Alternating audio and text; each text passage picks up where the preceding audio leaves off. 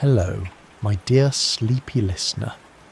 Tonight, we're going to drift slowly through the centuries, through echoing marble halls and over snow-dusted mountain passes, through the whispered intrigues of court life and the candle-lit pages of imperial decrees.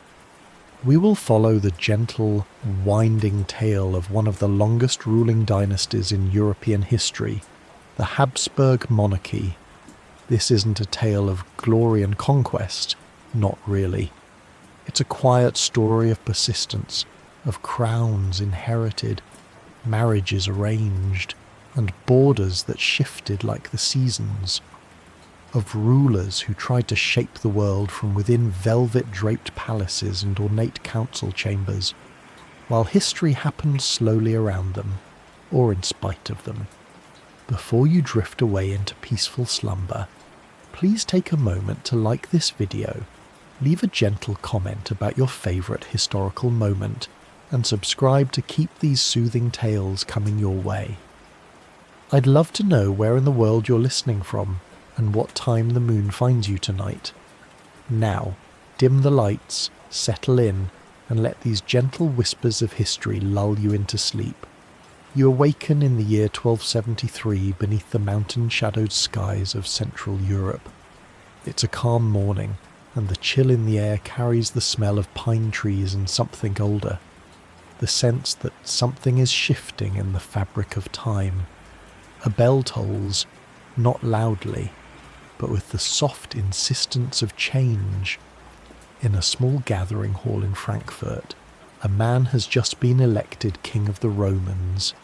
His name is Rudolf, not a name sung by troubadours or carved into cathedral arches just yet, just Rudolf of Habsburg, the head of a relatively modest noble family from what is now northern Switzerland.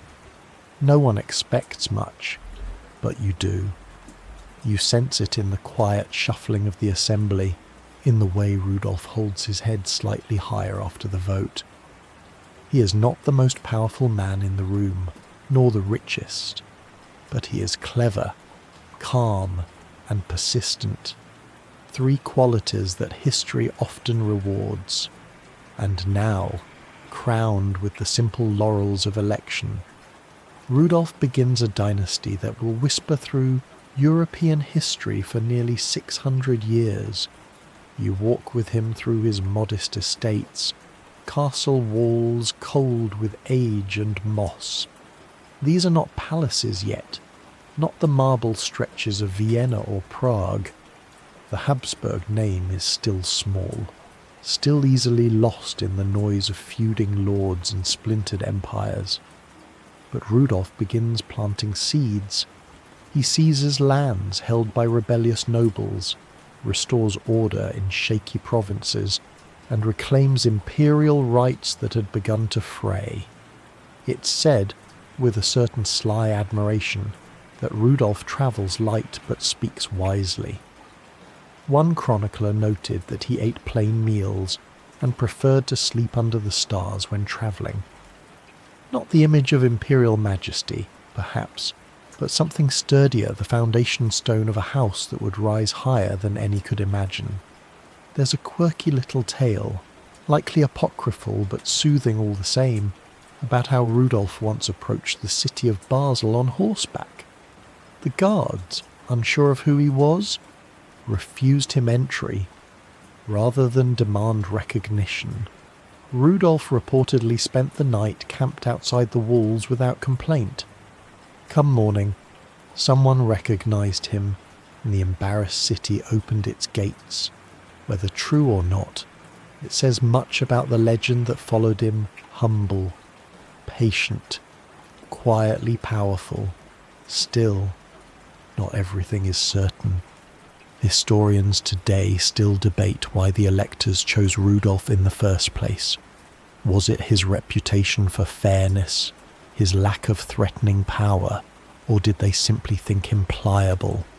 Some argue that his selection was more about avoiding other candidates than embracing Rudolf himself. A compromise monarch, not uncommon in the Holy Roman Empire, and yet this compromise turned legacy. You sit quietly as years pass. In 1282, Rudolf grants Austria and Styria to his sons, Albert and Rudolf Jr. This is no mere gift. It is a careful thread, weaving the Habsburg name into the very fabric of the Eastern Empire. Austria, once a borderland, now becomes the heart of Habsburg ambition, a heart that will beat quietly but steadily for centuries. The castles begin to grow, small estates become fortresses, then seats of power, and while other dynasties rise and fall with the tides of war and fortune, the Habsburgs take a different path. Not loud conquest, but quiet acquisition. A marriage here, a treaty there, a well-placed inheritance. But for now, you are still with Rudolf. He rides slowly along a winding trail through the Alps, his cloak brushing against snow-laced pines. He is not young anymore, and the crown he wears has grown heavier with years. Yet there is peace in his eyes, and a calm acceptance of what he's built. No grand trumpet sounds at his passing in 1291, but the silence he leaves is full of potential. The House of Habsburg has been named, and though it will stumble, fracture, and sometimes nearly fade, it will also endure in cathedrals and council rooms, on coins and in coronations. You rest now, beside the flickering torchlight of early empire. The wind rustles gently through trees above a growing dynasty. The years drift forward like mist across a quiet lake. You awaken now in the 14th century, in a world still marked by the rhythms of candlelight and cathedral bells. The Habsburgs, once a lesser house in a patchwork of quarrelsome lords, are beginning to settle deeper into the soil of Europe. But they do so not with armies, not yet, but with something gentler and perhaps far more powerful marriage. You find yourself in the great hall of a modest but well-situated castle in Carinthia. The banners hanging above you are not yet draped with golden eagles or baroque curls, but with simpler heraldry, lions, stripes, crosses, yet the mood is celebratory. Another Habsburg son has married well. The dowry is generous, the territory strategic, and once again, land changes hands not through siege, but through a bridal veil. You step lightly between tables laid with roasted game and crusty loaves, listening to minstrels pluck out soft tunes in the corner. There's laughter, and beneath it, calculation. You sense that the guests are already tallying how much territory the groom's family will now administer. It is not love that builds dynasties, at least not here. It is the slow, deliberate twining of noble lineages. By the mid-1300s, the Habsburgs control not just Austria, but parts of Styria, Carniola, Tyrol, and beyond. Their lands are still fragmented, like scattered chess pieces, but they are learning to play with patience. In a Europe of small wars and fragile alliances, it is not the strongest who survive, but the most adaptable. And the Habsburgs are very adaptable. A curious little fact from this time often surprises historians: the family invested heavily in monasteries, not only for piety but as a kind of rural archive. These monastic centres quietly recorded land deeds, tracked noble disputes, and provided neutral ground for negotiations. In effect, they served as the early bureaucracy of an empire not yet formalized. You walk through one such scriptorium now, where monks in woolen robes copy charters by candlelight. The scent of ink and sheep's parchment fills the air. A young Habsburg scribe pauses to warm his fingers, then continues translating a Latin land grant into vernacular German, a sign that power is not just expanding, but localizing. And yet, for all the calm on the surface, historians still puzzle over a few key decisions.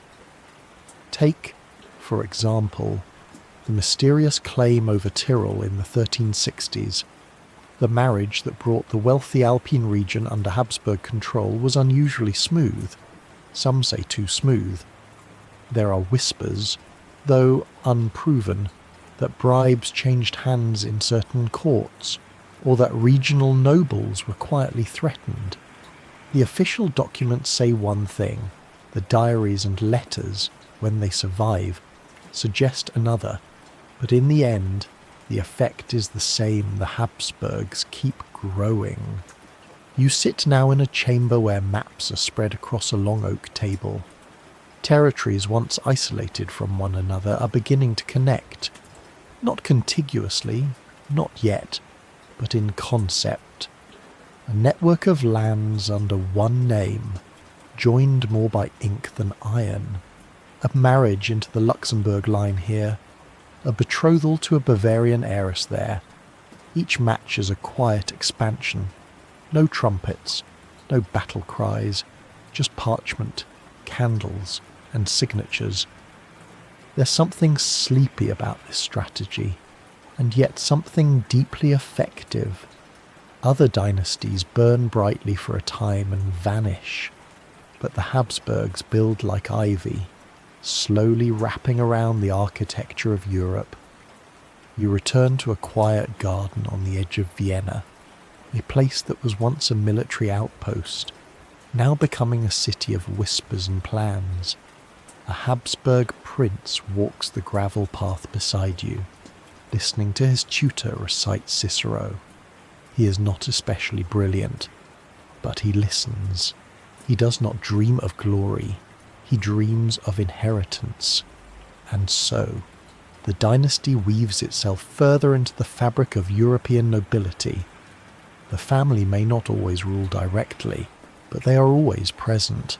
An uncle here, a cousin there, a claim inherited, a title absorbed. It's easy to overlook this period in the grand sweep of history. No great wars, no empires declared, but that's part of the charm. You feel it now, this gentle, deliberate layering of power. It's like watching threads being stitched into a tapestry that has not yet taken its full form. One final anecdote before sleep takes you deeper. It's said that the Habsburgs preferred their brides and grooms be somewhat related. This was partly tradition, partly strategy. The idea being that land once joined by blood would not be contested. Of course, this would later become a concern, but in this moment it feels efficient, and so you rest beneath vaulted ceilings. The stars outside Vienna faintly visible through old glass. The halls are quiet. The dynasty, still humble by a future standards, sleeps soundly within its growing walls. You awaken with the dawn filtering through tall, narrow windows in a castle just outside Vienna. The air is crisp, and a faint mist clings to the grass, curling around the hooves of horses being led across a dewy courtyard. It is 1438 and change has once again slipped into the Habsburg halls without fanfare. Albert II has just been elected Holy Roman Emperor. It is a moment that doesn't echo with thunder or grand pronouncement. No, like so many of the Habsburgs' great milestones, it arrives softly, almost politely. You hear the shuffle of parchment and the clink of ceremonial chains. Nothing more. Albert is the first of the Habsburgs to wear the imperial crown. Though the title itself has little centralized power, it holds immense prestige, and that matters. For prestige can be traded for loyalty, deference, and slowly, ever so slowly, influence. You walk beside him now through the city of Vienna, still more medieval than imperial, with wooden stalls lining the market square, and apprentices hauling crates of spices, wool, and barrels of pickled fish. It is not yet the elegant capital of Baroque dreams, but it's growing, humming like a quiet loom in motion. Albert is not a flamboyant man. He is practical, cautious, and often described by chroniclers as thoughtful to a fault. He inherits not just Austria, but claims over Hungary and Bohemia, all unruly and fragmented. Ruling them is like trying to read 3 different books at once, each written in a different language, with pages missing. Still, Albert tries, and for a time, things hold. One curious detail about his reign is that despite the imperial crown, Albert never received the formal coronation in Rome, the traditional seat of an emperor's blessing. Some say it was due to travel logistics, others due to regional tensions. But there's an oddly poetic quality to this, a Habsburg emperor without the Roman ceremony, a ruler without the final flourish, a crown that, though not touched by the Pope's hand, still glints with authority. You stand with Albert as he reviews a new charter from Bohemia. His brow furrows, not in anger, but in weary contemplation. Governance for him is not an act of power, but a task, a duty. He dies young in 1439, barely a year after being elected emperor. A quiet end to a quiet rise. Yet the crown doesn't fall away with him. The Habsburgs keep it, and from this point onward, with rare exceptions, the Holy Roman Emperor will almost always be a Habsburg, for nearly 4 centuries. This moment, soft, almost unnoticeable, becomes a hinge in history. But not everything is neat. There's scholarly disagreement over how firm the Habsburg grip truly was at this time. Some argue their authority in places like Hungary and Bohemia was more aspirational than actual, titles held more on paper than in practice. Others suggest Albert's early death prevented a solid imperial structure from forming. Still, even if the power was uneven, the symbolism remained. The name Habsburg now shared space with the empire itself.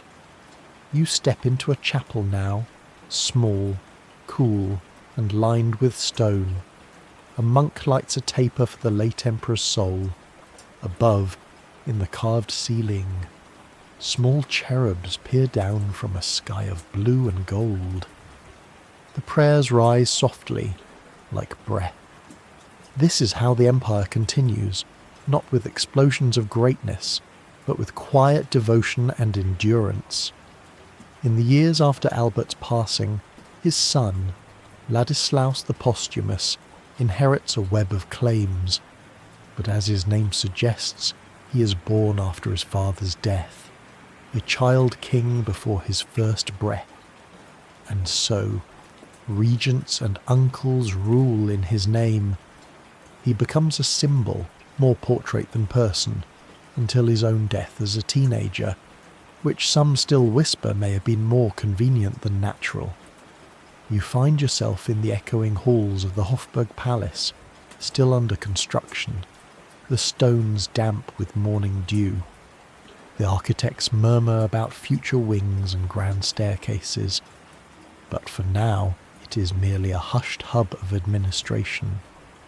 Clerks work under candlelight, slowly shaping the mechanisms of a dynasty that will one day claim dozens of languages and titles, yet still trace itself back to this, the careful planning of clerks and stewards. Outside, the Danube rolls on, indifferent to crowns and charters. Fishermen cast nets into its cold waters, and washerwomen beat linens clean on its banks. The empire grows, but life in its shadow remains earthy, rhythmic, familiar. As evening falls over Vienna, bells ring softly from distant churches. You feel the cool air settle across rooftops as smoke rises from chimneys and tavern windows glow with orange warmth. Inside, talk turns to lands, marriages, alliances, always with the same patient theme continuity. There is no empire as we think of it yet, just a gathering of lands under one house, stitched together by marriage, claim, and circumstance. But the pieces are falling into place. You watch as a young noble pens a letter under flickering lamplight. His pen scratches out words in Latin and German, a blend that reflects his world, multilingual, multicultural, and slowly drifting towards something greater. The Habsburg name now carries weight, not just because of what it holds, but because of what it promises. Stability, patience, a kind of imperium built not with swords, but signatures. And so you lie down in the growing city, with its cobbled streets and timbered walls, and let the soft hum of building power lull you to rest. You open your eyes to a flurry of parchment, sketches, and curling Latin script. The scent of ink, beeswax, and old vellum fills the air.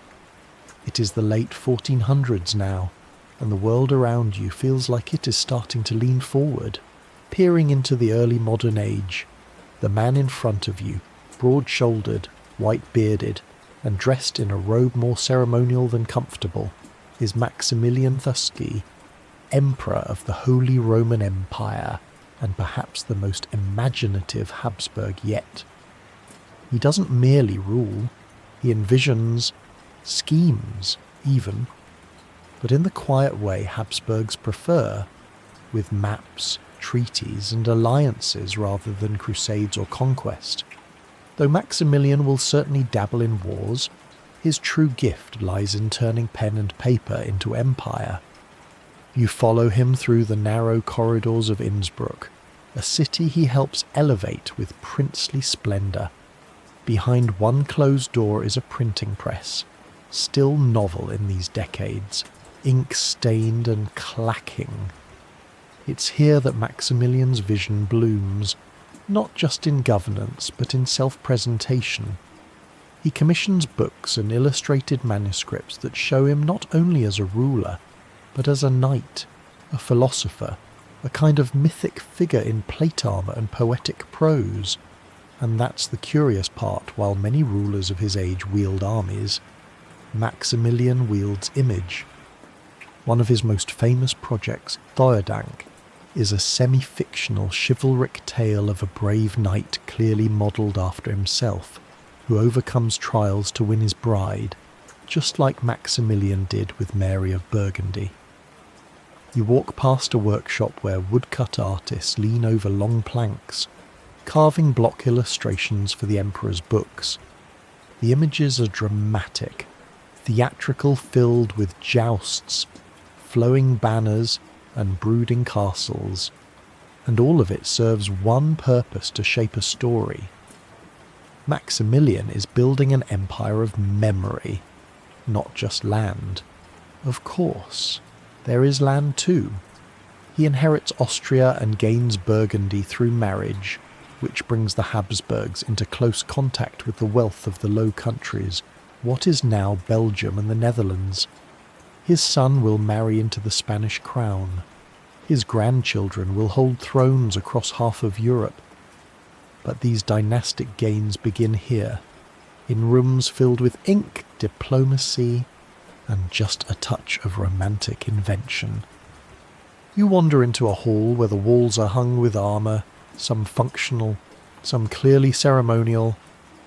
Maximilian adored tournaments, and though he wasn't the finest jouster, he promoted the sport with gusto.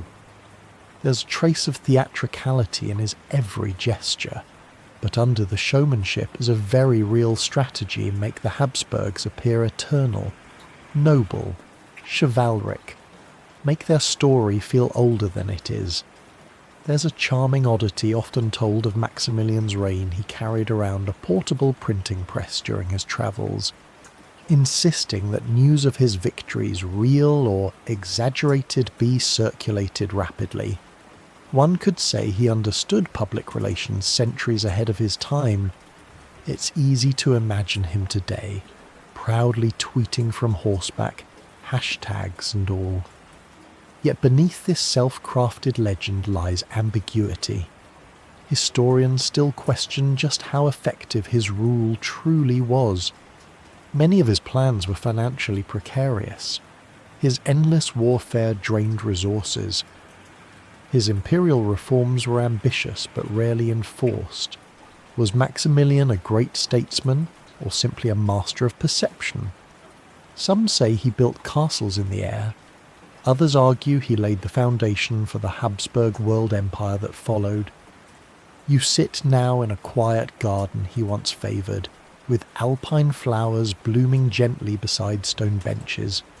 A servant passes by with a tray of ink pots and correspondence. There is always more to sign, more to arrange. For Maximilian, ruling is not a destination. It is a lifelong performance. Even in death, he stages it carefully. In his will, he orders his body to be buried in a simple chapel in Wiener Neustadt, but he also commissions a massive, elaborate tomb in Innsbruck, one of the most ornate in Europe. Statues of ancestors and mythical heroes surround the empty sarcophagus. His body is not there. The tomb is symbolic, as if the emperor understood that legacy, not location, is what echoes longest. The stars emerge slowly now over the Tyrolean mountains, and the night air carries a crispness that reminds you of Maximilian himself, ceremonial, complex, perhaps a little over-arranged, but deeply woven into the landscape. The Habsburgs are no longer minor nobles. They are now a dynasty of myth, poetry, printing presses, and paper empires. And in the hush of evening, you see the great silhouette of Europe gently shifting around their name. The sky above you glows with a warm, Mediterranean light, though you're standing in Ghent. It is the year 1500 and the air carries the faint scent of sea salt, spice, and distant ambition. A baby has just been born, small, fragile, and thoroughly unremarkable to anyone except his family. But you know, even in this gentle moment, that this child will inherit more land than any ruler in European memory. His name is Charles, and someday he will become Emperor Charles V.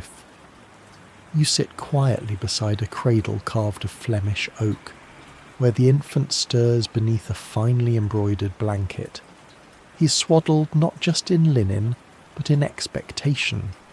Through a tangled web of inheritance treaties and conveniently timed deaths, Charles will inherit the crowns of Spain, Burgundy, Austria, Naples, Sicily, and the Holy Roman Empire.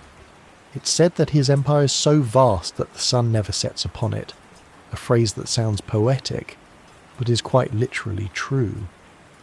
But Charles does not rule by poetic flourish. He is more solemn than his grandfather Maximilian, more austere, and often weary beneath the weight of all that geography.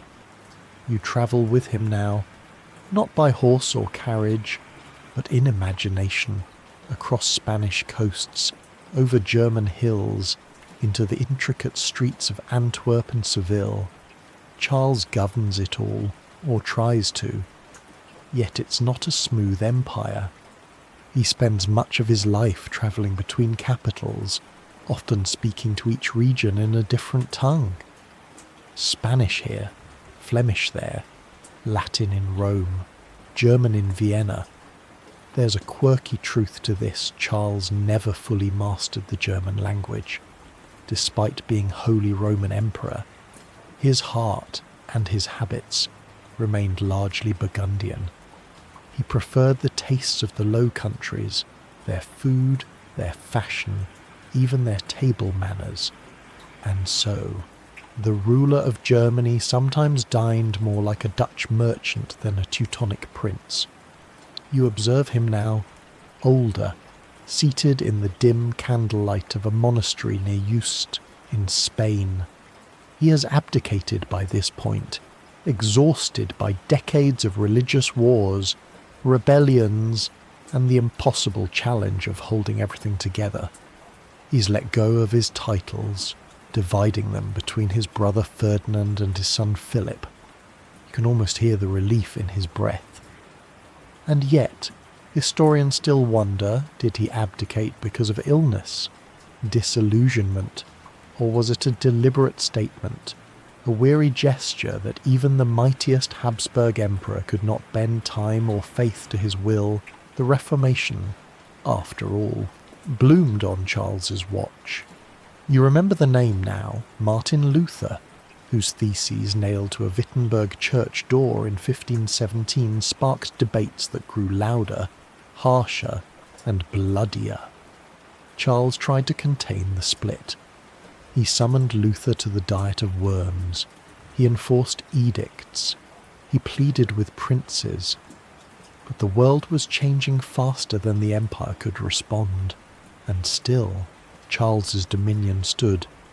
You walk with him now through a gallery filled with maps, many of them outdated before the ink dries. One wall shows Europe divided by creed and loyalty. Another shows the Americas, freshly claimed by Spanish ships under Habsburg banners. There is gold, there is silver, and there is confusion. No emperor can be everywhere at once. It is here that you feel the empire begin to stretch, and stretch, like too much cloth for too small a loom. And yet, it doesn't tear. Not yet. A flickering candle illuminates a map of Vienna. Charles rarely ruled from there. It was his brother Ferdinand who took root in the Austrian lands, keeping the Holy Roman Empire afloat while Charles wrestled with Spain and the Low Countries. It is Ferdinand who begins to formalize what will become the Austrian Habsburgs, the branch that stays nestled in Central Europe while others drift west and south. You sit now with Charles as he looks toward the window of his Spanish monastery. He does not speak. He listens. The bird song is soft. The burden is lighter now. He dies in 1558, not in a palace, but in that same quiet retreat. And though his titles pass on, you sense something shift, not in splendour, but in centre. The Spanish crown, and all its colonial holdings, will drift into the control of his son Philip II. But the imperial mantle that remains with Ferdinand, Austria, Vienna, and the Habsburgs of Central Europe take up the thread again. Charles's reign was a mountain peak, but peaks are narrow. The view may be vast, but the footing is unstable. And so the Habsburgs begin to climb down, carefully, step by step, into a more focused terrain. You rest now in a small study where the fire crackles and soft Latin hymns echo from a nearby cloister. The empire still stands. Its ruler may have been stretched too thin, but its legacy, like the flicker of lamplight on polished wood, remains steady.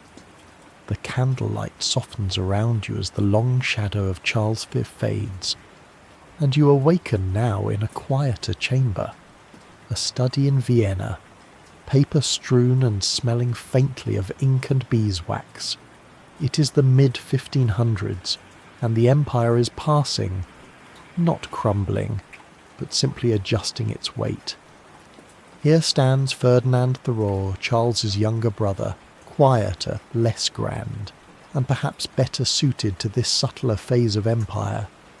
He is not emperor of the sprawling Spanish dominions. He has no fleets crossing oceans. Instead, he holds the old heartlands Austria, Bohemia, Hungary, the Holy Roman Empire, a patchwork of languages, faiths, and customs, and Ferdinand listens. You notice that, unlike his brother, Ferdinand does not chase control of the globe. His ambitions lie in stability. He focuses on building fortresses, reorganizing provincial governance, and standardizing currencies and legal codes. There's a certain calmness to it, like watching someone tend a sprawling, unruly garden with quiet persistence rather than force. One of his key efforts is establishing a lasting compromise between Catholics and the growing number of Protestants within the empire. After decades of religious turbulence, Ferdinand brokers the Peace of Augsburg in 1555. The principle is simple. Rulers may choose the faith of their own lands. Cuius regio, ius religio. Your ruler's religion is your religion. It's not perfect, it's not universally accepted, but it's something, and for the moment, it holds. You stroll with him now through the corridors of Vienna's Hofburg Palace. Though not yet the opulent complex it will become, it's beginning to gather shape. Courtiers pass quietly, and imperial secretaries carry ledgers, not lances. This is a court of administration, of policy, not drama. And yet, for all his practical governance, Ferdinand's reign still raises questions. Did the Peace of Augsburg create lasting tolerance or simply postpone the inevitable wars? Historians disagree. Some argue that it allowed regional coexistence to blossom. Others say it merely froze a conflict that would explode in later generations. You feel it, this thin layer of calm over smouldering embers. There's a small moment from Ferdinand's later years that rarely makes the textbooks. During a particularly harsh winter, it's said he personally ordered firewood distributed to Vienna's poorest families, overriding bureaucratic delays. Whether this act was symbolic or logistical doesn't matter. It left an impression a ruler who understood governance not only as law, but as warmth. You now find yourself in Prague, beneath the soaring Gothic vaults of St. Vitus Cathedral. The empire stretches here too, and Ferdinand's reach into Bohemia becomes a defining aspect of Habsburg identity. No longer just Austrians. They are now Central European, multi-ethnic, multilingual, increasingly complex. But complexity is not without cost. Ferdinand dies in 1564 and his empire, already divided among his sons, fragments further. This is the Habsburg way to pass territory through inheritance like fine lace, delicate and fraying at the edges. His son Maximilian II succeeds him, bringing a more tolerant and even humanist tone to the court, but the core challenge remains holding together a realm stitched from too many fabrics. You watch now as clerks prepare a census, a novelty at the time. The Habsburgs are trying to count their people, to understand the empire not just by title and crown, but by numbers. This kind of thinking, bureaucratic, careful, almost mathematical, will come to define their style of rule. Less thunder, more paper. There's an odd bit of trivia from this period that speaks to the dynasty's humility. Ferdinand requested a modest tomb, much like his brother. His epitaph does not sing of conquest, but of burden and faith. It reads more like a journal entry than a proclamation. The rain taps gently against stained glass windows as you rest in the twilight of his rule.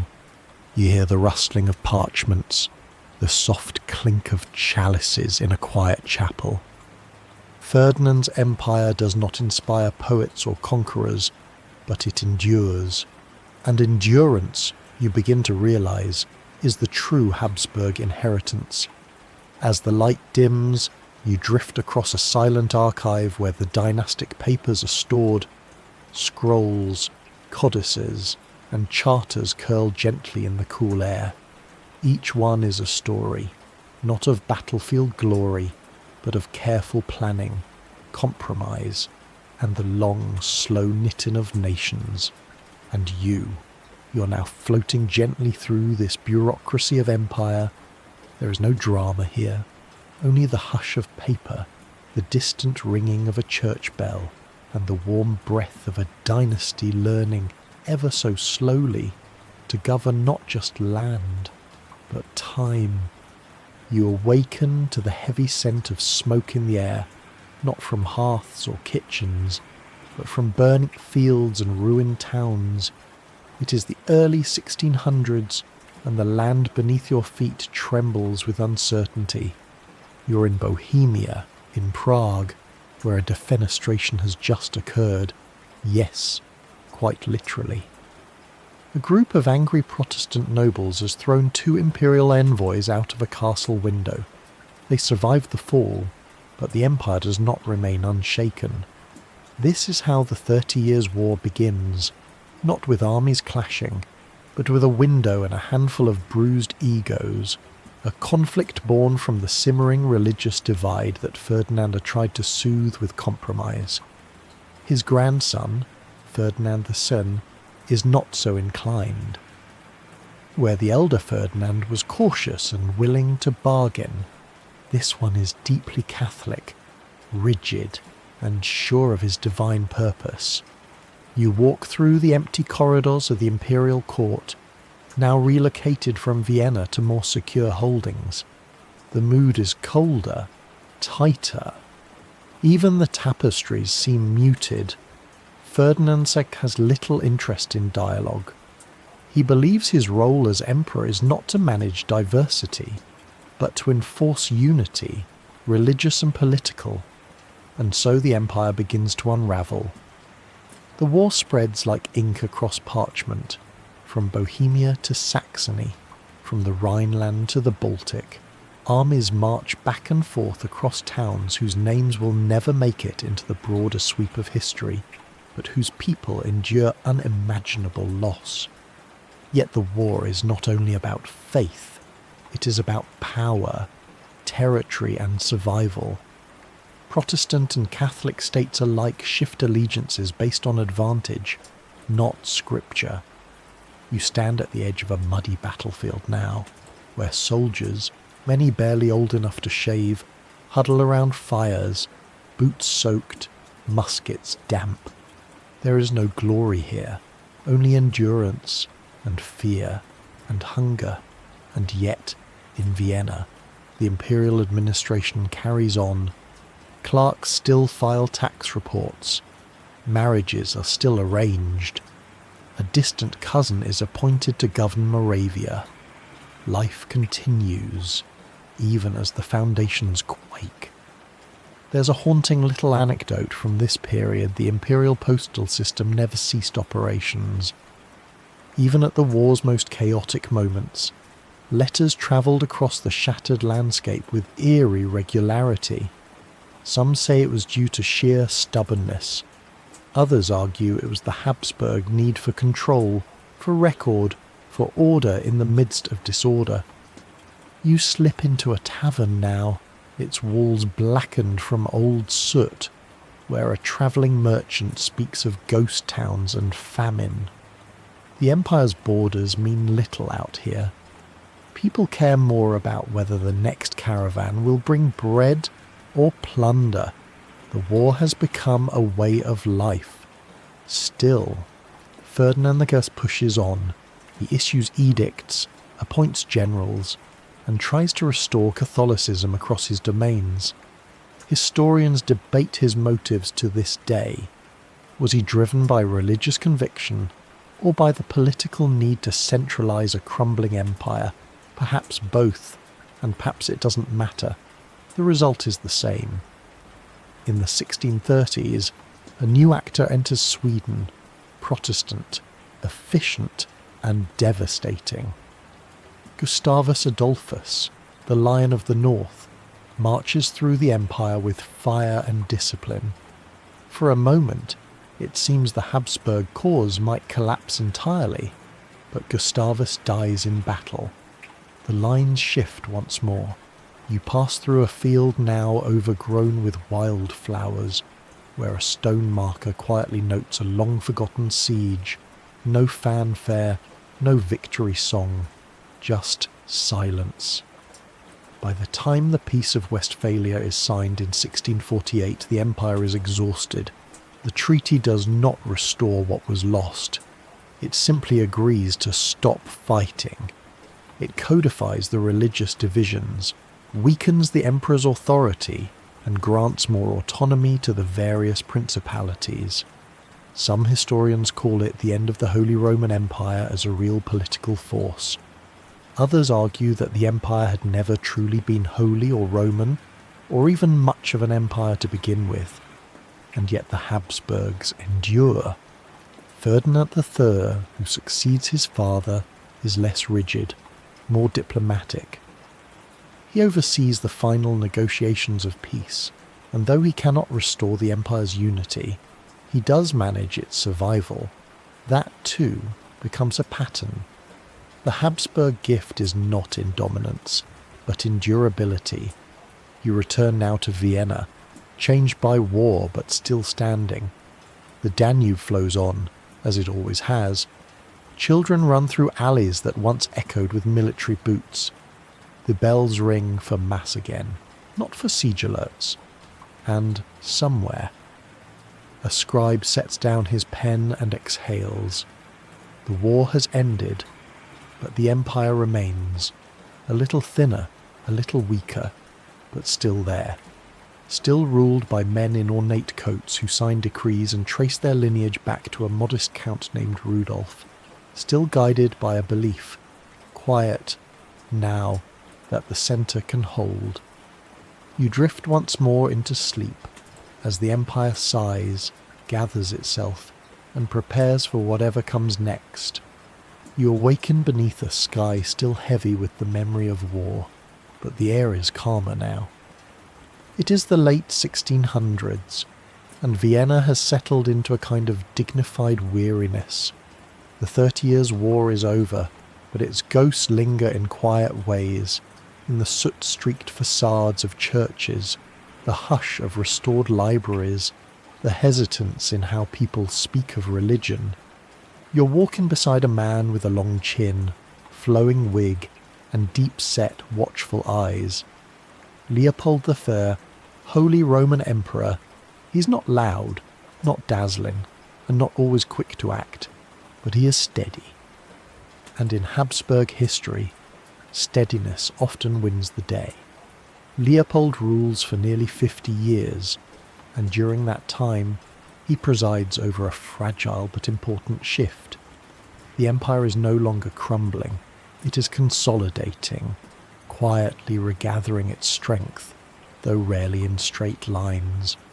Inside his study, papers pile up in elegant disorder, reports from Silesia, letters from Bohemian nobles, receipts for artillery, and, curiously, notes on musical commissions. For Leopold is also a patron of the arts, a lover of opera, alchemy, and theological debate. One of his favourite pastimes is composing music in Latin. His pieces aren't particularly famous, but they echo gently through the halls of his court. There is something almost monastic about him. He prefers intellectual salons to parades, church doctrine to duelling. His court is disciplined, controlled, a blend of Baroque grandeur and Jesuit severity. And yet, the world around him is anything but peaceful. In 1683, the Ottoman Empire lays siege to Vienna. You now stand atop the walls, alongside soldiers and frightened citizens watching the horizon ripple with the arrival of enemy banners. The air is thick with dread. Supplies run low. Panic looms. For 2 long months, this city holds out. Then, on a September morning, help arrives, led by the Polish king Jan Sobieski, whose cavalry thunders across the plains in one of the largest cavalry charges in recorded history. The siege is broken. Vienna is saved, and Leopold. He does not meet the victors with grand gestures. He returns to the city only after the danger has passed, quietly reclaiming his place. It's a moment historians still debate. Was his retreat from Vienna during the siege a sign of cowardice, or a practical decision to safeguard imperial leadership in case of defeat? The sources differ, but the city survives. The empire survives, and so the record moves forward. You now pass through Schönbrunn Palace in its earliest form, not yet the glowing yellow marvel it will become, but already filled with rooms that echo with music, planning, and prayer. Leopold commissions expansions, fountains, a zoological garden. His mind, though shaped by theology, makes space for natural curiosity. He also watches the rise of science, cautiously. Alchemists still mingle in the court, their strange experiments treated with a blend of reverence and skepticism. One rumour insists that Leopold kept a cabinet filled with strange metals and powders, convinced that divine truth could still be extracted from mercury and fire. You smile at that. A ruler so drenched in ceremony, still hoping for a philosopher's stone. But his empire does expand. The victory over the Ottomans marks the beginning of Habsburg dominance in Hungary and the Balkans. Battles continue, but gradually, inch by inch. Leopold's forces press eastward. Maps change. Borders shift like breath. A slow, careful advance, not a blitz of empire, but a methodical reassertion. And while all this happens, life goes on in more familiar rhythms.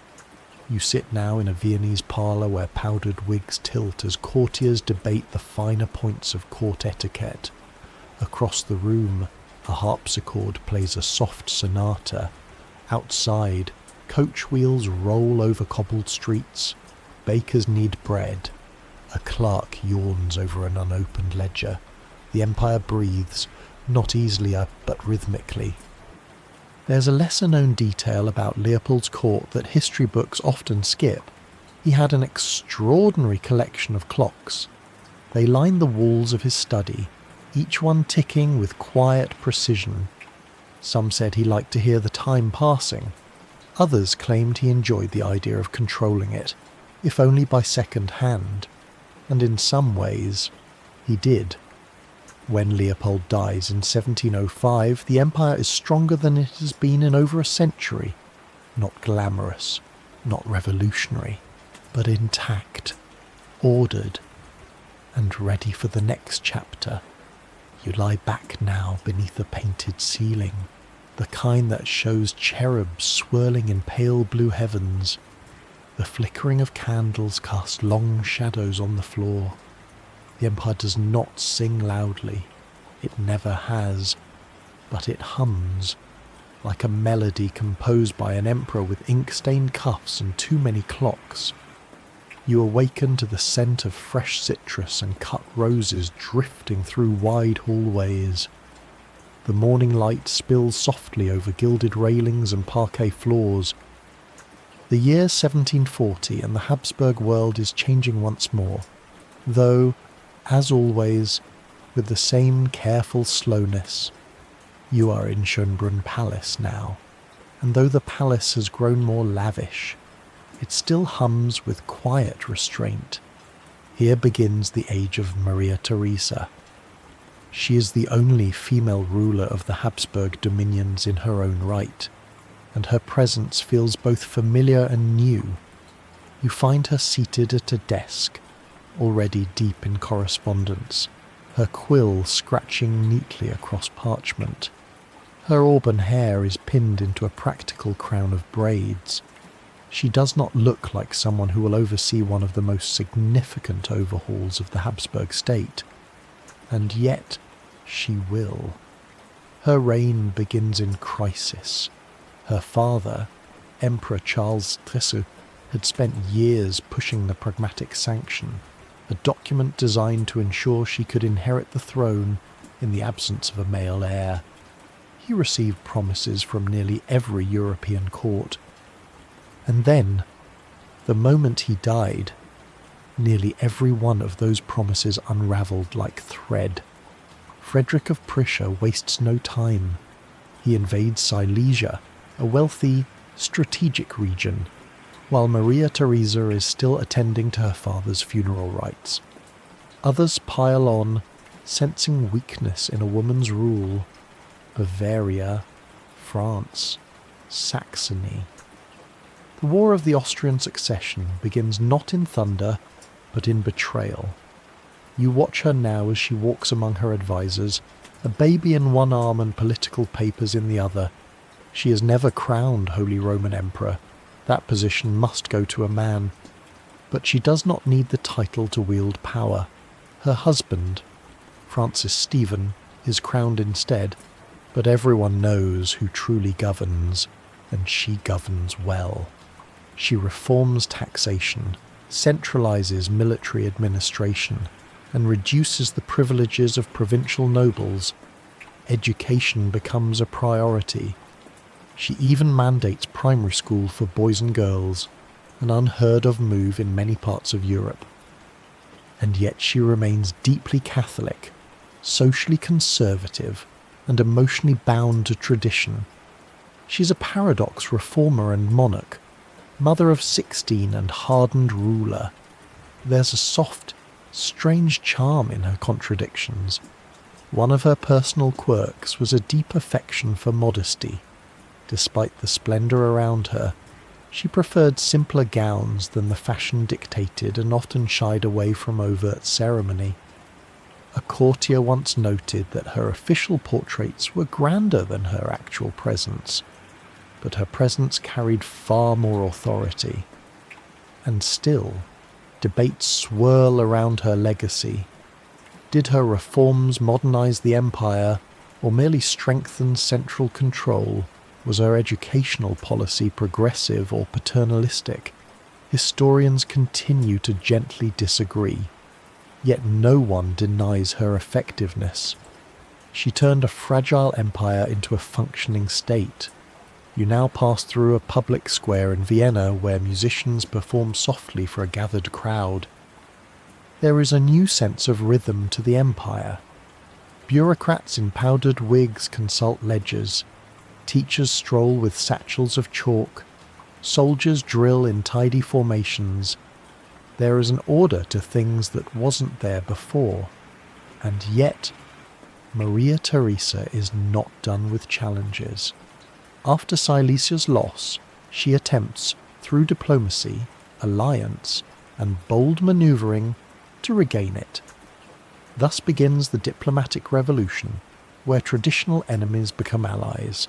Austria partners with France, Britain sides with Prussia. A world turned sideways, and in the midst of it all, another war, the 7 Years' War. You ride in a carriage beside her now, hearing only the faint creak of the wheels and the subtle breath of wind across the Danube. Her eyes are set, her hands gloved but steady. She doesn't win back Silesia, but she wins something else: respect and power. There is a small room in Schönbrunn she uses to pray. It contains only a crucifix, a kneeler, and a thin cushion. Here, late at night, she asks forgiveness for what she's done to keep the empire whole. Whether it is the weight of war, the harsh taxes, or the stubborn refusal to yield, you cannot say, but the room listens. Her later years are quieter but no less impactful. She outlives her beloved husband and rules alone for 15 more years. Her son, Joseph II, will become co-ruler, but he struggles to match her balance of will and caution. As twilight slips across the Schönbrunn gardens, lanterns glow between rows of sculpted hedges. The palace behind you whispers with the echoes of decisions that shaped a continent. A mother, a monarch, a force, Maria Theresa ruled not by permission, but by persistence. And now, as you lie beneath the soft shadows of frescoed ceilings, you hear not the sounds of war or ceremony, but the steady pulse of a nation learning to walk more confidently into the modern age. You awaken beneath a vault painted with Enlightenment ideals, globes, compasses, olive branches, and stars. The air feels lighter now, though a little more restless. It is the 1770s, and the corridors of the Habsburg Palace are a blend of ink and intention. Maria Theresa still reigns, but her son, Joseph II, now co-emperor, walks with purpose, his boots echoing sharply on polished floors. Joseph is tall, intense, and brimming with ideas. You watch him pace his study, surrounded by stacks of pamphlets in French and Latin. Rousseau, Voltaire, the buzzing minds of the Enlightenment. But Joseph is not content to simply read. He wants to act, reform, streamline, awaken the empire from what he sees as centuries of slumber. You follow him through Vienna's streets, where he speaks directly to citizens, visits hospitals in disguise, and inspects military barracks with quiet skepticism. He sees inefficiencies everywhere, and to his mind, inefficiency is a form of injustice. His reforms are sweeping. He abolishes serfdom in name, attempts to equalize taxes, institutes religious toleration, and seeks to weaken the power of the Catholic Church in civil matters. Monasteries are closed, church lands are seized, education is restructured, German is promoted as the empire's administrative language, in a realm where dozens of tongues are spoken.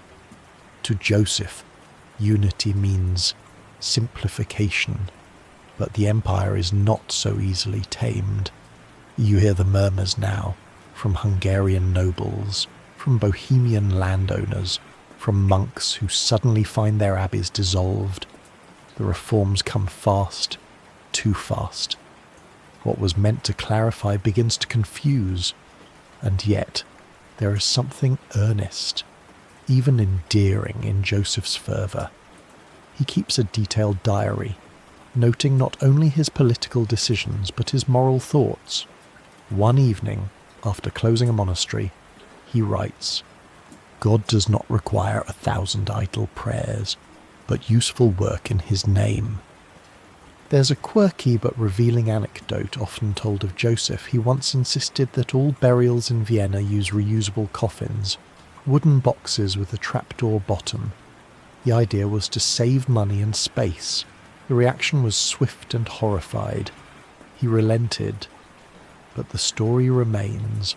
A reformer so practical he sometimes forgot the poetry of life and death. Historians are still divided over him. Some call him an idealist undone by the weight of reality. Others argue he laid the groundwork for modern Austrian governance, even if it collapsed under its own pace. But almost all agree that he was, above all, sincere. You return to Schönbrunn now, where the gardens bloom with geometric precision. Joseph walks the gravel paths alone, frowning slightly as he reads a report from Galicia. He has no wife, no heir, only his reforms, and as the years pass, his health fades. Resistance grows, provinces revolt, policies are repealed almost as quickly as they're enacted. Near the end of his life, he issues a bitter epitaph for himself. Here lies Joseph II, who failed in all he undertook, but you know better. His hand may have shaken the empire too suddenly, but the tremors did not fade. The questions he asked about justice, equality, efficiency continue to echo long after he was gone. You step into a candlelit hallway where his mother's portrait still hangs. Maria Theresa, more cautious, more enduring, looks down in silence. Between them, the strange symmetry, one preserved, the other pushed. Together, they mark the twilight of the old world and the uneasy dawn of something new. Outside, the Enlightenment is spreading like a warm wind across Europe. The American colonies have declared independence in Paris. Whispers of revolution stir beneath powdered wigs. Vienna feels far from it, but only just. The empire is shifting, like furniture in a great aging house being rearranged by younger hands. And so you rest now beneath arched ceilings, feeling the quiet pause between motion and memory. Joseph the Sen is gone, but the empire breathes differently now, less bound by old feudal rhythms, not yet modern, but no longer medieval. The candle burns lower. The reforms fade, but not the questions. You close your eyes again, floating in the calm between emperors. You awaken to the sound of distant drums and rustling maps. The year is 1790, and though the palace walls still gleam with rococo elegance, there is a quiet tension in the air.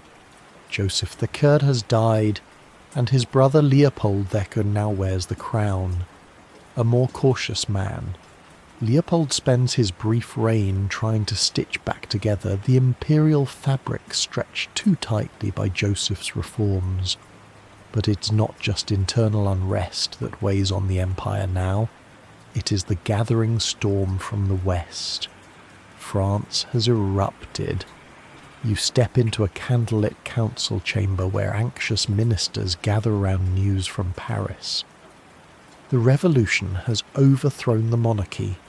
A king has been beheaded. An age of reason has turned, sharply and suddenly, into an age of fire. The Habsburgs watch closely, after all.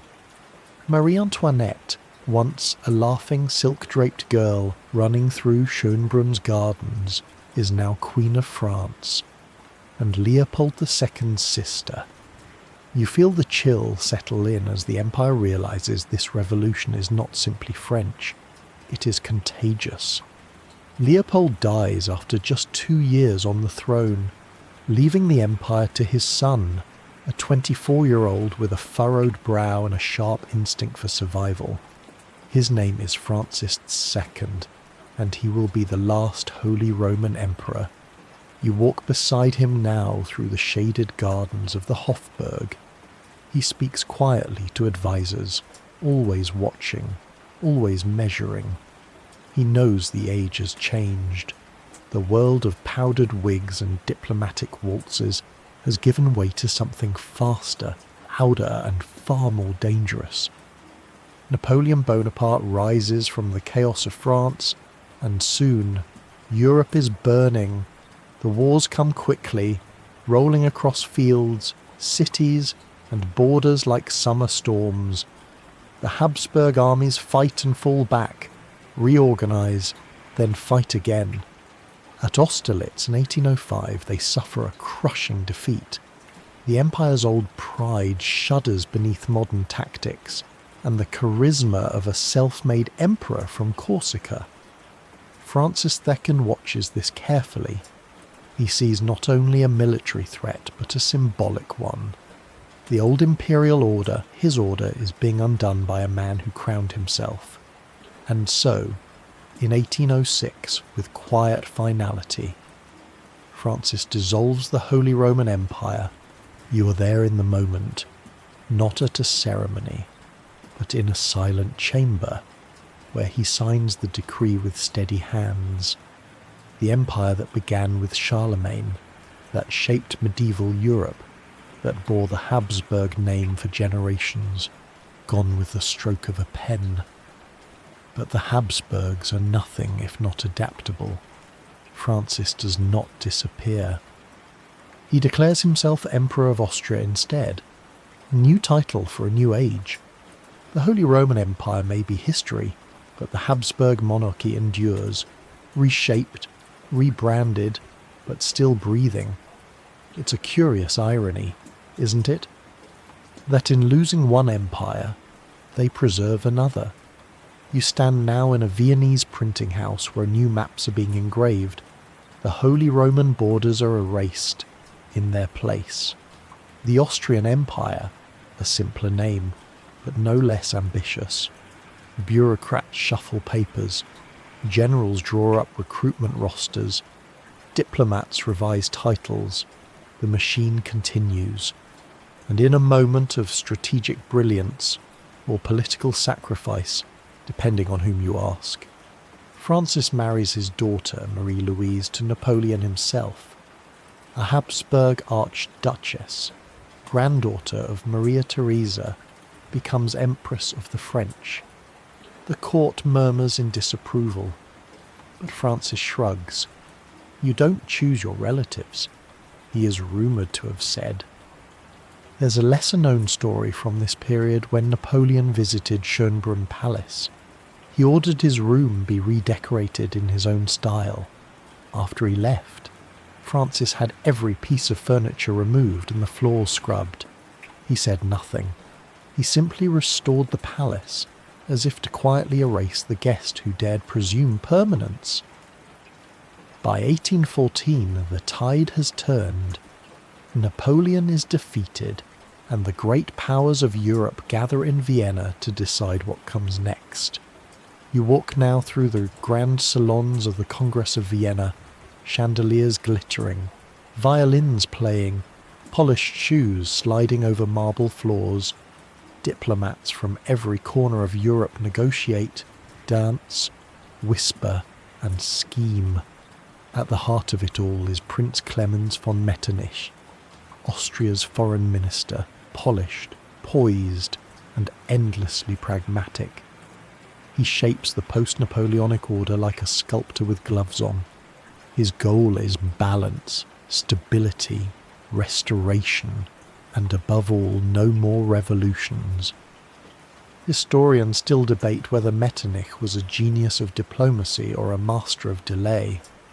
Did he preserve peace, or simply postpone inevitable conflict? Perhaps both. But for now, the world settles into quiet once more, and Vienna becomes the symbolic centre of the old order made new. You lean now against a colonnade outside Schönbrunn. The empire has survived another age.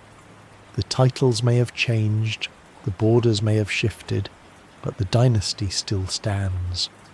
Francis II, now Francis I of Austria, closes the window of his study. He is older now, more cautious than ever, but still emperor. You smile gently as the stars emerge. The Habsburgs are no longer holy, nor Roman, nor technically imperial in the medieval sense, but they are still here, and the world, for a little while longer, is willing to let them be. You awaken to soft laughter echoing through a marble hall. The chandeliers above shimmer with fresh candlelight, and the air smells faintly of lavender, wax, and white wine. It is 1815, and the Congress of Vienna is in full swing, not just as diplomacy, but as spectacle. You find yourself in the ballroom of Prince Metternich's private residence, where powdered nobles glide beneath ceiling frescoes while debating the fate of empires between dances. Never before has international negotiation moved so gracefully to the rhythm of a waltz. But do not be fooled. Beneath the silks and champagne lies a world being reshaped. Austria, stripped of its Holy Roman dignity, is now positioned as the spine of a restructured Europe. No longer the universal empire, perhaps, but still the pivot around which the old world turns. Francis I, quiet and reserved, holds court with careful dignity, while Metternich, ever charming, ever calculating, becomes the voice of stability. You follow Metternich through rooms filled with scrolls and maps. His aim is not conquest, but containment. He believes revolutions can be managed like wildfires, smothered early, redirected if necessary, and above all, prevented. And so, the Congress creates a Europe of balanced borders drawn to prevent any one nation from becoming too powerful. Monarchies restored where they'd been toppled, and Austria granted a firm hand in northern Italy and central Europe. There's a charming contradiction at play. Even as conservative order is restored, the city of Vienna becomes a cultural haven. Music flourishes. A young Beethoven premieres sonatas that echo from parlours to palace halls. The empire is at once a guardian of the past and a quiet incubator of the modern.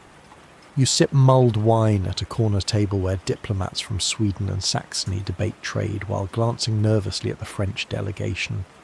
Everyone pretends things are settled. Everyone suspects they are not. And indeed, not all is calm. The empire's ethnic diversity, Hungarians, Czechs, Slovenes, Croats, Italians, Poles, and countless others, is both its strength and its great challenge. How does one govern so many voices with a single script? A little-known anecdote from this time, Francis Joseph had official state documents produced in a variety of languages, sometimes in 5 or 6 versions at once. One imperial decree concerning harvest taxes was accidentally printed with the Hungarian version reversed. The margins and columns swapped. Rather than reprint it, the emperor simply laughed and signed it anyway. It's a telling gesture, flexible on the details, firm on the tone. You now walk through a university hall in Prague, where Czech students read German textbooks under the gaze of imperial portraits. They do not rebel, not yet, but a flicker of identity begins to glow behind their eyes. Back in Vienna, Metternich hosts yet another salon. He discusses liberty with a French countess, all while arranging censorship laws for newspapers. It's an age of paradox, and Metternich thrives in it. Historians continue to debate his legacy. Was he a wise protector of peace, or an authoritarian afraid of change? Did he preserve Europe or smother its progress? The answers, like the empire itself, resist easy definitions. What is certain is this: the decades after the Congress of Vienna are, by imperial standards, calm. No great wars, no imperial collapses. Just a slow pressure building beneath the floorboards. You walk beside Metternich as he strolls through the gardens of Schönbrunn. His hands are folded behind his back, his coat tailored precisely, his boots leaving barely a mark on the gravel. He is thinking, always, about how to keep the lid on the boiling pot. But it is 1820 now, then 1830, and the pot is beginning to steam. Revolutionary ideas do not sleep forever. Industrialization brings new voices to cities, workers, thinkers, radicals. Nationalism, once a whisper, grows bolder in the voices of students and poets. And Metternich, he begins to look tired. You return now to the imperial palace. Francis grows old and still mistrusts parliaments and printing presses. When he dies in 1835, the empire passes to his son, Ferdinand, a gentle man, kind-hearted, but never truly able to rule. The government functions largely through advisors, including Metternich, whose grip tightens even as the world loosens. And then, quietly, the seeds of rebellion begin to bloom. You hear them first in the poetry of Hungarian cafes, in the petitions of Czech professors, in the swirling conversations of Italian salons. The age of polished diplomacy is drawing to a close. The waltz slows. The candles burn lower. The empire remains still, for now, poised in the quiet tension before a great storm. You settle once more beneath gilded ceilings, where chandeliers still swing slightly from last night's ball. There is peace, yes, but beneath it, the air vibrates with anticipation. You awaken to the hushed tapping of footsteps in a long marble corridor. The year's 1848 and the empire is holding its breath. Outside, spring has come early, but it brings more than flowers, it brings revolution. You're in Vienna now, watching students gather in cafes, voices rising with urgency and hope. Leaflets scatter across cobbled streets. Barricades rise almost overnight. It's happening not just here, But in Paris, Berlin, Milan, Prague, Budapest, across the continent, people are standing up and shouting into centuries of silence. For the first time in living memory, the Habsburg Monarchy finds itself surrounded by noise. The Emperor, Ferdinand the kind but infirm, cannot respond with force or vision. He is overwhelmed by the rising tide. It is not just politics, it is a transformation of rhythm. The Empire, always so comfortable with stillness, now stumbles through crowds roaring for constitutions, freedoms, and national recognition. Metternich, that long-shadowed figure of the old order, flees Vienna in disguise. You see him slipping quietly out the back of the Hofburg, coat pulled high, stepping over protest banners and the echoes of chants. His resignation is a punctuation mark, not a fall, but a folding. You step into the Hofburg Palace as the empire teeters between collapse and reinvention. A temporary constitution is promised. A parliament is assembled in Frankfurt, though it holds no real power. In Hungary, revolution takes a firmer shape. Lajos Kossuth, a name now whispered with reverence and fear, demands full independence. The imperial court watches with tightening jaws. The empire, for the first time in centuries, seems vulnerable not from outside invaders but from within. And yet, as always, it adapts. You are present in December 1848 in the gold-lit hall where a new emperor is crowned.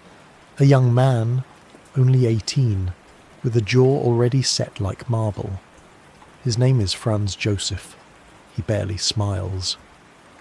From the moment he ascends the throne, Franz Joseph makes one thing clear: he will restore order. And so, the Briefessen, wild hope of revolution begins to dim. Armies are dispatched. Hungarian uprisings are crushed with the help of Russian troops. No less. Prague is retaken.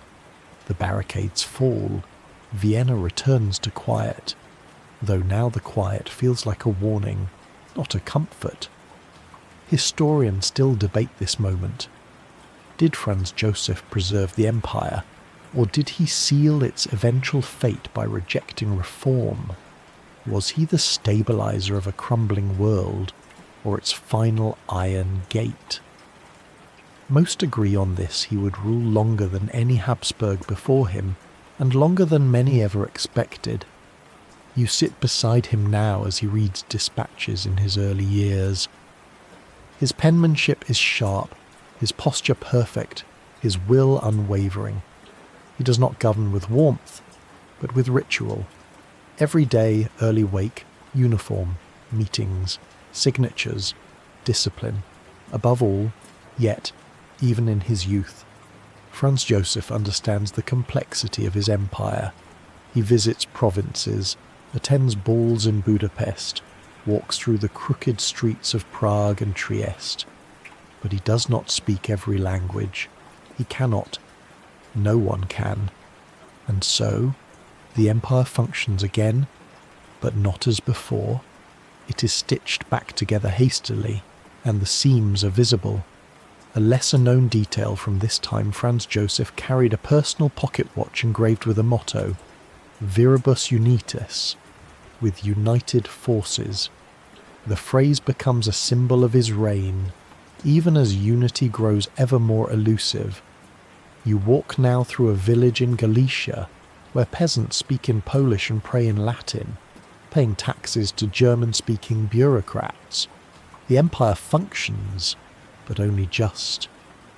It is an orchestra of instruments playing different scores, guided by a conductor who insists on harmony, even when none exists. Still, life moves forward. Trains now stretch across imperial lands. Telegraph lines buzz with news. Industry begins to stir in the cities, not loudly, but with the clatter of factory gears and school bells. Vienna modernizes in slow, graceful arcs, and yet, in the countryside, feudal habits persist. The empire remains mosaic modern in some corners, medieval in others. You return now to the throne room, where Franz Joseph stands alone before a large oil painting of his ancestors. He looks young, but tired already. The revolution was brief, but it left a crack in the imperial mirror. He will spend the rest of his life trying to keep it from shattering. Outside, the Danube continues its quiet journey past Vienna's stone banks. The city's streets are calm again. Opera resumes. The carriages return. But somewhere, in a distant province, a child learns a different language. A poet pens verses that no one in the palace will ever read. A teacher wonders if loyalty can still be taught. You rest now beneath a soft archway where ivy curls gently across sandstone. The storm has passed, for now, but you can still smell the rain. You awaken beneath the morning hush of a Carpathian breeze. The air is crisp, still touched with dew, and the mountains stretch out like slumbering giants beneath a quiet sky. The year is 1867, and the Habsburg Empire is about to become something else entirely. You're not in Vienna now. You're in Budapest, or rather, what will soon become its true imperial form. The Hungarian nobility has long bristled under central rule, its proud traditions pushed aside, its language sidelined. But now, after years of negotiation, rebellion, and reluctant compromise, the empire begins to reshape itself. You sit beside Franz Joseph once again, now 2 decades older, his eyes paler, his expression even more controlled.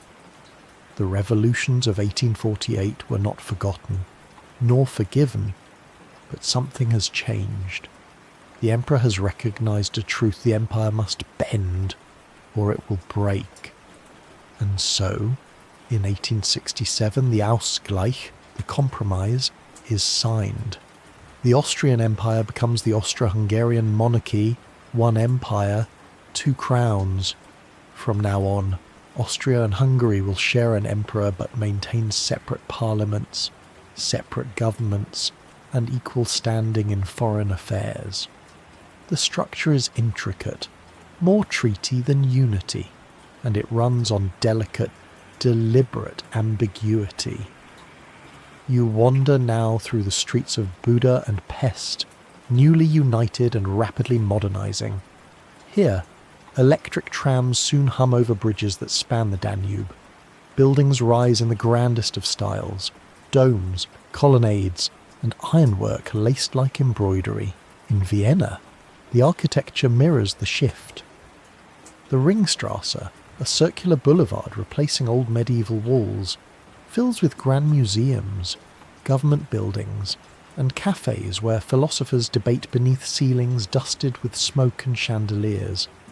The empire is at once ancient and new, and yet you feel the tension beneath the marble. The compromise pleases the Hungarian elite, but what of the others? What of the Czechs, the Slovaks, the Slovenes, the Croats, the Serbs, the Romanians, the Poles, the Ukrainians? They too begin to ask for autonomy. Their voices, long muffled, grow stronger in local assemblies and whispered salons. A lesser-known quirk of this new arrangement, Franz Joseph must now be crowned separately, once in Vienna as Emperor of Austria, and again in Budapest as King of Hungary. 2 crowns, 1 head, a symbolic dance repeated with careful solemnity. You stand in Matthias Church in Buda as the coronation unfolds. Golden robes shimmer in candlelight. A choir hums softly as the Hungarian crown is placed upon the emperor's head. It is old, slightly crooked, and profoundly symbolic. The ceremony is as much for reconciliation as for rule. Back in Vienna, Franz Joseph continues his unrelenting routine. early morning meetings, long hours of signatures. He's often called the empire's first servant, and there is truth in it. He works constantly, eats modestly, and rarely smiles. He's a ruler more admired than loved, steady, tireless, inscrutable. But the empire he holds is changing around him. Railways snake through Galicia, universities expand in Prague and Lviv. Coffee houses buzz with conversations in 10 different languages. Painters begin to break form. Musicians toy with dissonance. The modern world is arriving, slowly, unevenly, and with great enthusiasm. Yet even as industry and culture flourish, rural corners of the empire remain untouched. In Transylvania, peasants still harvest by hand, and carts creak along dirt roads as they always have. In Dalmatia, fishermen mend nets on stone harbours under the same sun as their great-grandfathers. The Austro-Hungarian compromise, for all its elegance, is an illusion of harmony. Historians debate whether it was a masterstroke of pragmatic federalism or a postponement of inevitable fracture. Some call it a brilliant balancing act, others a slow deferral of disintegration. What's clear is that it bought time for the empire to grow, to build, to paint and write and breathe, and in that time something strange and beautiful bloomed. You stroll through the 1873 World's Fair in Vienna, marvelling at exhibits from across the globe. The empire presents itself as a beacon of order and cosmopolitan progress. In many ways, it is. The trains run, the courts function, the scholars publish, the artists astound. But beneath it all, the empire listens uneasily. Nationalism continues to grow in the corners of its grand salons. It speaks Czech, Romanian, Serbo-Croatian, Ruthenian. It sings old songs and waves old flags. The centre holds, barely. You end your day in a small cafe near the Prater, where couples dance and waiters in pressed waistcoats serve coffee with tiny silver spoons. The music is Johann Strauss, light, lilting, perfectly timed. The city glows under gas lamps, and for a moment, all seems well. Franz Joseph walks alone through the palace gardens. His beard is grey now, his shoulders slightly stooped.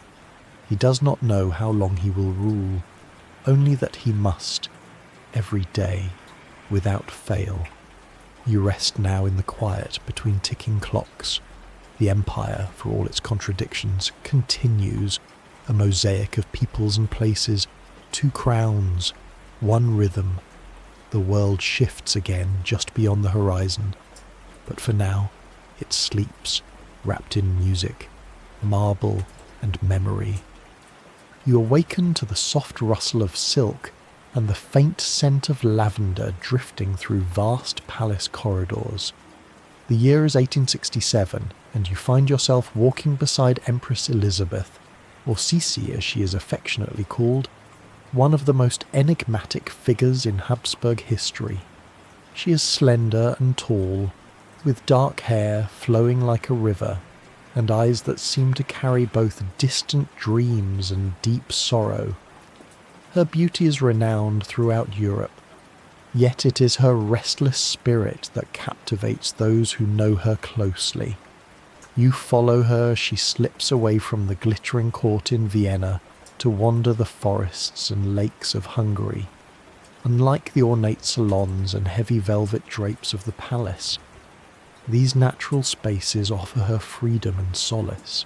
She rides horses, swims in cold rivers, and dances alone beneath moonlit skies.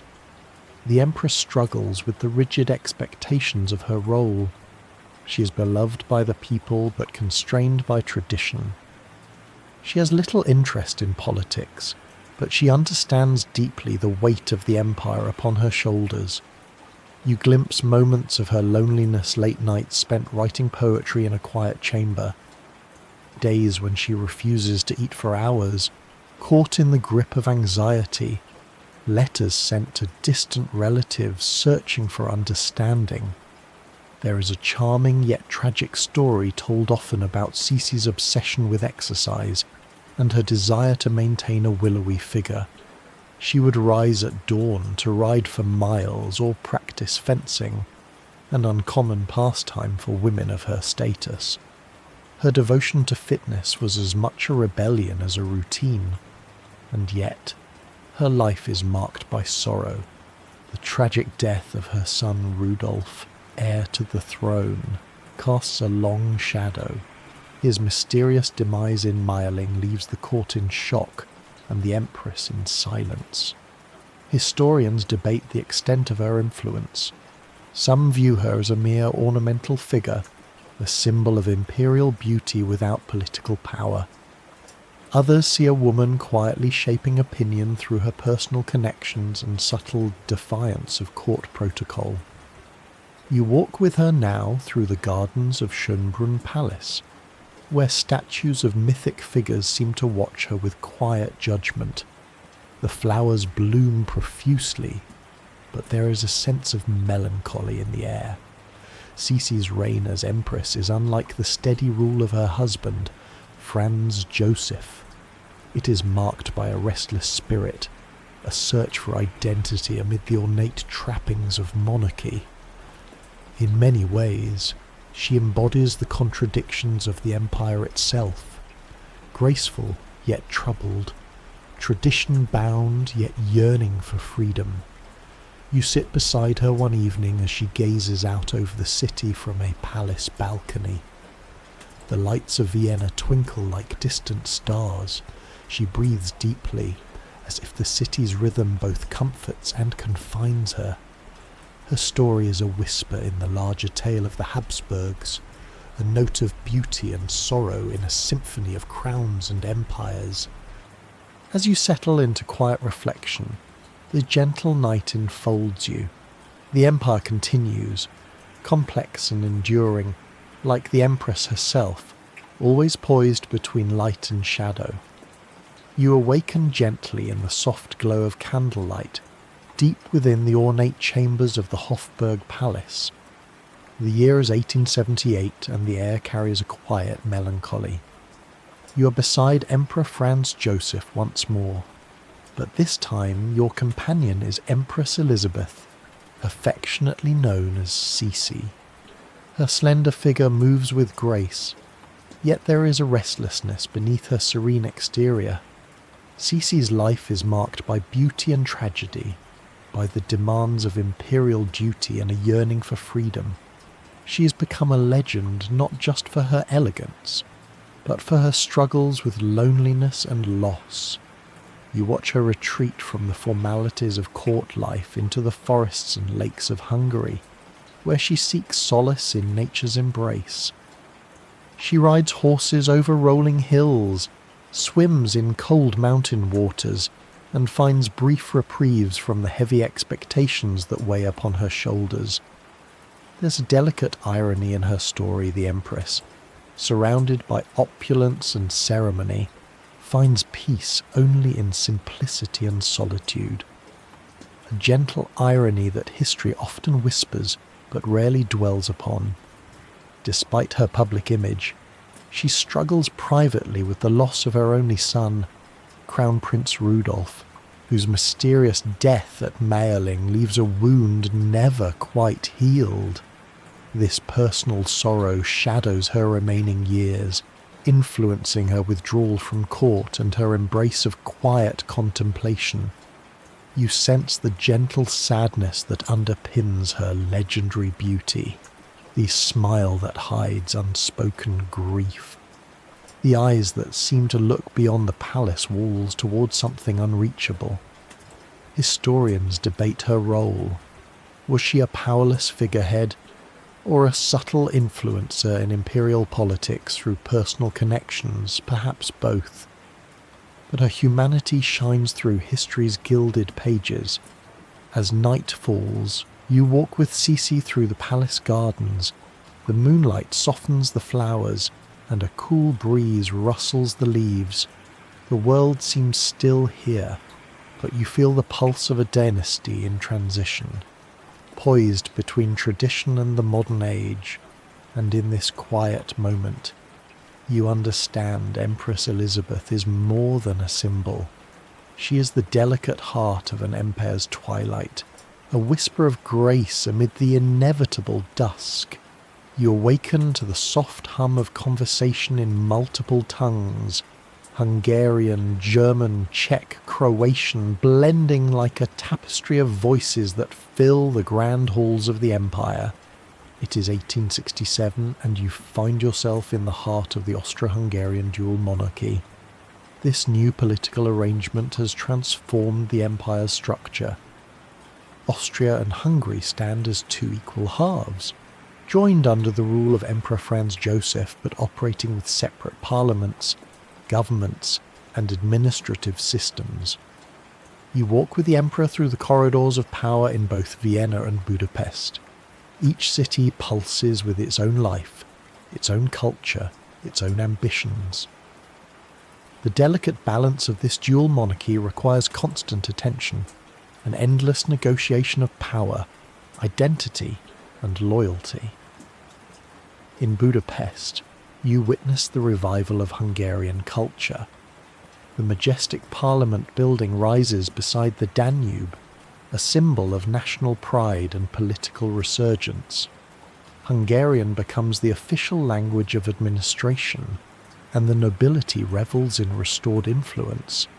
Back in Vienna, you see a city embracing its cosmopolitan identity, cafes buzzing with intellectuals, theatres alive with the music of Strauss, and grand exhibitions showcasing imperial achievements.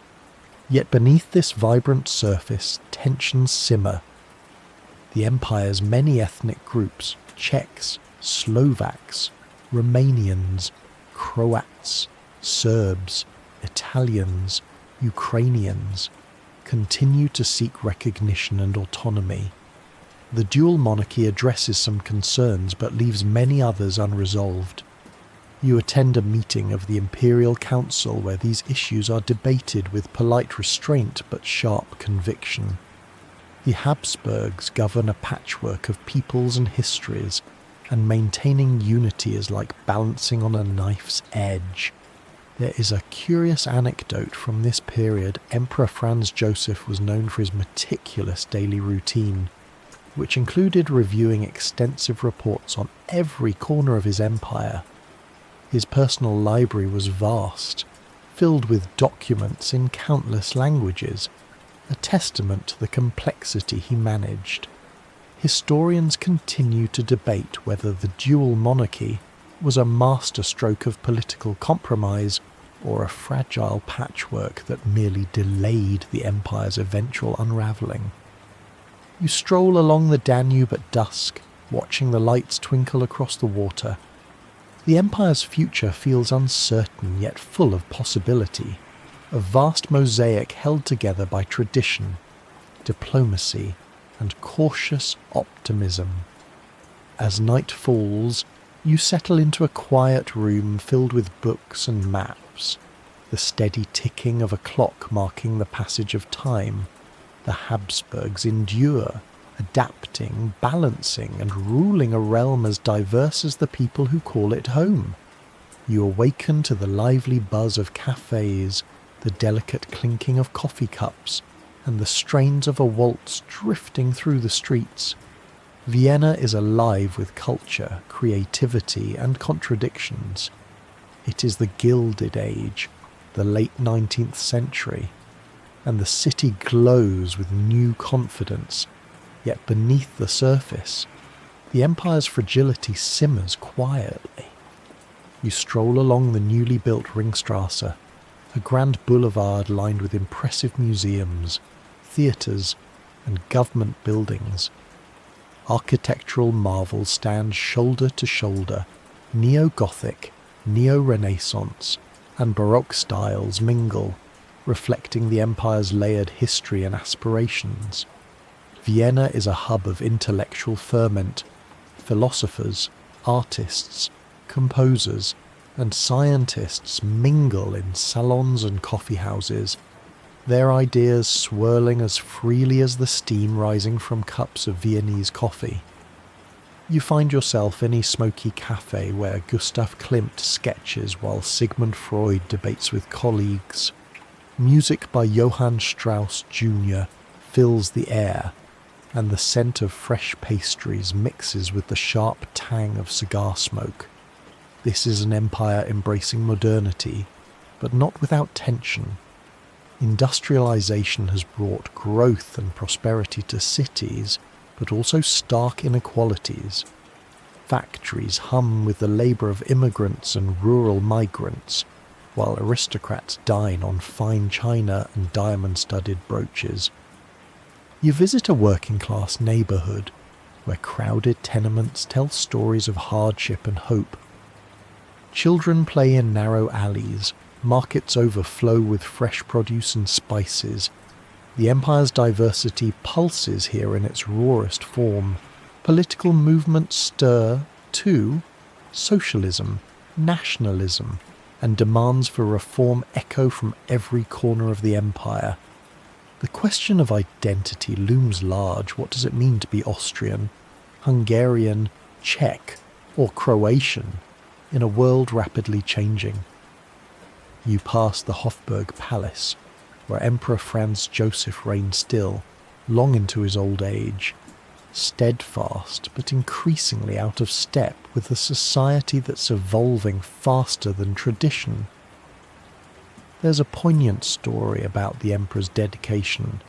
He reportedly walked the halls of his palace late into the night, inspecting portraits and artifacts, reminding himself and his court of the legacy he carries. Historians often describe this era as the empire's last golden glow, a time of dazzling art and culture, set against the quiet ticking of a clock counting down to change. You end your day in the Prater Park, where families picnic and children ride the giant Ferris wheel, invented just a few years earlier. The sky blazes with sunset colours, and for a moment, the world feels full of promise, yet, somewhere beyond the city's edges, old grievances smoulder. The empire's future is uncertain, beautiful, and fragile. Much like the art adorning its grandest palaces, you close your eyes beneath the ornate ceilings, letting the melodies of Strauss and the whispers of history gently lull you toward rest. You awaken to a morning thick with anticipation and quiet dread. It is June 1914 and the city of Sarajevo hums under a pale sky, the scent of blooming lilacs mingling with the metallic taste of unease. You find yourself amid the bustling streets where empire meets nationalism in a fragile dance. Archduke Franz Ferdinand, heir to the Austro-Hungarian throne, rides through the city in an open car. His presence is both a symbol of imperial continuity and a reminder of a world on the brink of irrevocable change. You walk beside the crowd, their faces a mosaic of hope, fear, and fervent allegiance. Then, suddenly, a gunshot splits the air, a moment that will echo through history and shatter centuries-old peace.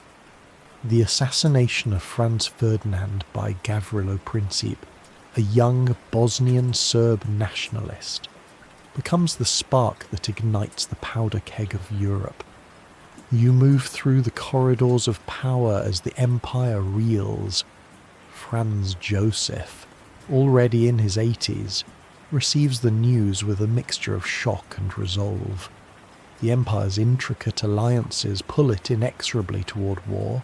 The First World War begins, drawing millions into battlefields far from the imperial palaces. The once grand Austro-Hungarian monarchy now fights for survival, its diverse peoples torn between loyalty and rebellion. You visit the trenches where soldiers speak in dozens of languages, united in hardship but divided by identity.